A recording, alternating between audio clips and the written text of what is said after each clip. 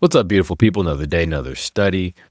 This study was interesting. It was a systemic review and meta-analysis of studies looking at patients with type 2 diabetes and looking at micronutrient deficiencies, mostly in hospitalized patients and mostly cross-sectional.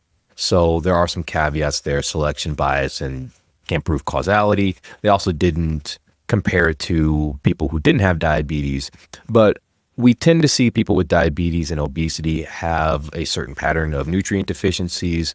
This study was looking at 127 studies, and they found that overall the rate of nutrient deficiencies was 45.3% in patients with type 2 diabetes. It was slightly lower for men, 42% versus women, 48%.